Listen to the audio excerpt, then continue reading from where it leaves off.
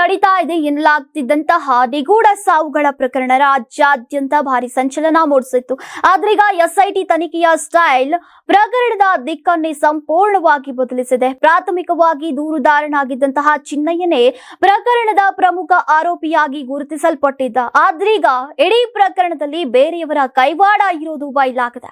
ಸುಳ್ಳು ಸಾಕ್ಷಿ, ಕೃತಕ ದಾಖಲೆಗಳು ಹಾಗೂ ಷಡ್ಯಂತ್ರದತ್ತ ಪ್ರಕರಣ ವಾಲ್ತಾ ಇದೆ. ಎಸ್ಐಟಿ ಸಲ್ಲಿಸಿರುವಂತಹ ವರದಿಯ ಪ್ರಕಾರ ಚಿನ್ನಯ್ಯ ನೀಡಿದಂತಹ ದೂರಿನಲ್ಲಿ ಅವ್ಯವಹಾರದ ನಿರ್ದಿಷ್ಟ ಪುರಾವೆಗಳು ಇಲ್ಲದೆ ಇರೋದು ಮತ್ತು ಕೃತಕ ದಾಖಲೆಗಳು ಮೂಲಕ ತಪ್ಪು ಮಾಹಿತಿಯನ್ನ ನೀಡಿದ್ದಾನೆ ಅನ್ನೋದು ಈಗ ಬಹಿರಂಗವಾಗಿದೆ. ನ್ಯಾಯಾಲಯದ ಅನುಮತಿಯೊಂದಿಗೆ ಹಲವು ಸೆಕ್ಷನ್ಗಳ ಅಡಿಯಲ್ಲಿ ಪ್ರಕರಣವನ್ನ ದಾಖಲಿಸಿ ತನಿಖೆಯನ್ನ ಮುಂದುವರಿಸಲಾಗಿದೆ. ಎಸ್ಐಟಿ ಬಿಎನ್ಎಸ್ ಅಡಿಯಲ್ಲಿ ಪ್ರಮುಖ ಸೆಕ್ಷನ್ಗಳನ್ನ ಜಾರಿಗೆ ತಂದಿದೆ. ಹಾಗಾದ್ರೆ ಯಾವ್ಯಾವುದು ಆ ಸೆಕ್ಷನ್, ಯಾವ ಸೆಕ್ಷನ್ಗೆ ಏನೇನು ಶಿಕ್ಷೆ ಅನ್ನೋದನ್ನ ನೋಡೋದಾದ್ರೆ ಬಿಎನ್ಎಸ್ 336 ಕೃತಕ ದಾಖಲೆ ಅಂದ್ರೆ ಫೋರ್ಜರಿಗೆ ಸಂಬಂಧಪಟ್ಟಂತೆ ಸಾಮಾನ್ಯ ಫೋರ್ಜರಿ ಮಾಡೋದು. ಈ ಅಪರಾಧಕ್ಕೆ ಗರಿಷ್ಠ 2 ವರ್ಷ ಜೈಲು ಅಥವಾ ದಂಡ. ಮೋಸದ ಉದ್ದೇಶದಿಂದ ಮಾಡಿದ್ರೆ ಗರಿಷ್ಠ 7 ವರ್ಷ ಜೈಲು ಮತ್ತೆ ದಂಡ.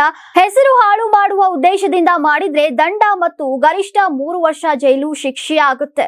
ಸೆಕ್ಷನ್ 227, 248 ಅಡಿ ಸುಳ್ಳು ಸಾಕ್ಷಿ ಸೃಷ್ಟಿ ಮಾಡಿರೋದನ್ನ ಅಪರಾಧಗಳು ಅನ್ನೋದನ್ನ ಹೇಳುತ್ತೆ.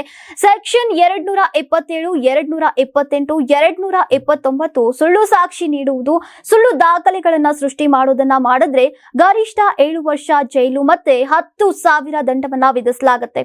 ಸೆಕ್ಷನ್ 230 ಅಡಿ ಮರಣ ದಂಡನೆ. ಅದೇ ರೀತಿ ಸೆಕ್ಷನ್ 231, 237 ಸುಳ್ಳು ಸಾಕ್ಷಿಗೆ ಬೆದರಿಕೆ, ಸುಳ್ಳು ಪ್ರಮಾಣ ಪತ್ರಕ್ಕೆ ಶಿಕ್ಷೆಯಾಗಿರುವಂತದ್ದು. ಇನ್ನು ಸೆಕ್ಷನ್ 238 ಸಾಕ್ಷಿ ನಾಶಪಡಿಸುವ ಪ್ರಯತ್ನವನ್ನ ಮಾಡಿದ್ರೆ ಗರಿಷ್ಠ 7 ವರ್ಷ ಜೈಲು ಮತ್ತೆ ದಂಡವನ್ನ. ಹೀಗೆ ಇದೇ ರೀತಿ ಕೆಲವೊಂದು ಸೆಕ್ಷನ್ ಗಳನ್ನ ಹಾಕಿಕೊಂಡು ಈಗ ಎಸ್ಐಟಿ ಅಧಿಕಾರಿಗಳು ತನಿಖೆಯನ್ನ ನಡೆಸುತ್ತಿದ್ದಾರೆ. ಎಸ್ಐಟಿ ನೀಡಿರುವಂತಹ ಮಾಹಿತಿಯ ಪ್ರಕಾರ ಈ ಪ್ರಕರಣದ ಹಿಂದೆ ಸಮಾಜದಲ್ಲಿ ಆತಂಕ ಉಂಟು ಮಾಡುವ ಹಾಗೂ ರಾಜಕೀಯ ಸಾಮಾಜಿಕ ಲಾಭ ಪಡೆಯೋಕೆ ನಡೆಸಲಾದಂತಹ ರೂಪುರೇಷೆಯ ಷಡ್ಯಂತ್ರ ಇದೆ ಅನ್ನೋದು ಈಗ ಸ್ಪಷ್ಟವಾಗಿದೆ. ಚಿನ್ನಯ್ಯ ಹಾಗೂ ಸಂಬಂಧಿಸಿದ ವ್ಯಕ್ತಿಗಳ ವಿರುದ್ಧ ಈಗ ತನಿಖೆ ತೀವ್ರಗೊಂಡಿದೆ. Karibasaveshwara agri India private limited ರವರ ನಂಬರ್ 1 ಸ್ಪ್ರಿಂಕ್ಲರ್ ಪೈಪ್. ನಾನು 86 kg ಇದ್ದವಳು 71 kg ಬಂದಿದ್ದೀನಿ. ವಯಸ್ಸಾದ್ಮೇಲೆ ಸ್ಮಾರ್ಟ್ ಆಗಿ ಕಾಣ್ತೀರಾ ಅಂದ್ರೆ ಜಿನ್ನಿ. 126 kg ವೇಟ್ ಇದೆ. ನಾವು ಈಗ 114 kg ಲೆಕ್ಕ ಬಂದಿದ್ದೀವಿ. ಯಾವುದೇ ಸೈಡ್ ಎಫೆಕ್ಟ್ ಆಗಿಲ್ಲ. 84ರಿಂದ 50 kg ಬಂದೆ. ಆಮೇಲೆ ಸಣ್ಣಗೆ ಫಿಟ್ ಆಗಿದ್ದೀನಿ. ಅದಕ್ಕೆ ನಾನು ಯೂಸ್ ಮಾಡ್ತಾ ಇರೋದು ಜೀನಿ ಸ್ಲಿಮ್.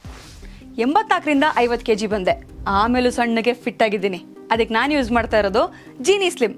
ಸಣ್ಣ ಆಗಕ್ಕೆ ಜೀನಿ ಸ್ಲಿಮ್ ಯೂಸ್ ಮಾಡದೆ ಹೆಲ್ದಿನೂ ಅದೇ. ನೀವು ಸಣ್ಣ ಆಗ್ಬೇಕಾ, ಹೆಲ್ದಿ ಆಗ್ಬೇಕಾ? ಹಾಗಿದ್ರೆ ಜೀನಿ ಸ್ಲಿಮ್ ಯೂಸ್ ಮಾಡಿ.